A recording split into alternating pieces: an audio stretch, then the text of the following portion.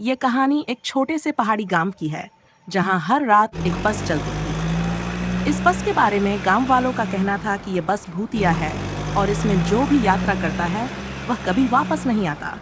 एक रात रमेश नाम का युवक, जो इस गांव का निवासी था, ने तय किया कि वह इस बस की सच्चाई का पता लगाएगा। गांव के बड़े बुजुर्गों ने उसे रोकने की बहुत कोशिश की, लेकिन रमेश ने अपनी जिद नहीं छोड़ी। उसने बस की आखिरी यात्रा करने का फैसला किया। रमेश बस स्टॉप पर पहुंचा और इंतजार करने लगा। थोड़ी देर बाद एक पुरानी और खतरनाक दिखने वाली बस वहां पहुंची। बस में कोई सवारी नहीं थी, केवल ड्राइवर था, जिसका चेहरा एकदम सफेद था और आंखों में अजीब सी चमक थी। रमेश ने डर को नजरअंदाज करते हुए बस में प्रवेश किया।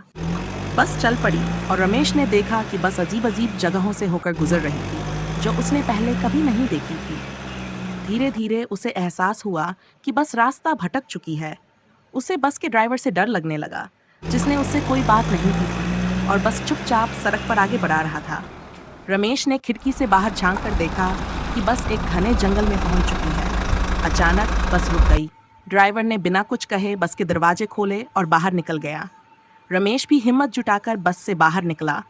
बाहर का दृश्य डरावना था, चारों तरफ अंधेरा और पेड़ों की सरसराहट। अचानक रमेश को पीछे से किसी के चलने की आवाज आई। वह मुड़ा तो देखा कि वहां कोई नहीं था। उसने तेजी से बस की ओर लौटने का प्रयास किया, लेकिन तभी उसने देखा कि बस गायब हो चुकी थी। उसे अब एहसास हुआ कि वह फंस चुका है। रमेश ने वापस गांव जाने का रास्ता ढूंढने की कोशिश की, लेकिन हर दिशा एक जैसी लग रही थी। कई घंटों की कोशिश के बाद उसने एक पुरानी झोपड़ी देखी। रमेश ने झोपड़ी में शरण ली और सुबह होने का इंतजार करने लगा। सुबह हुई तो रमेश ने देखा कि वह एक अज्ञात स्थान पर है। वह गांव वापस जाने के लिए आगे बढ़ा, लेकिन वह रास्ता कभी नहीं मिला। आज भी गांव वाले कहते हैं कि रमेश उस भूतिया बस की सवारी करने के बाद कभी वापस नहीं आया।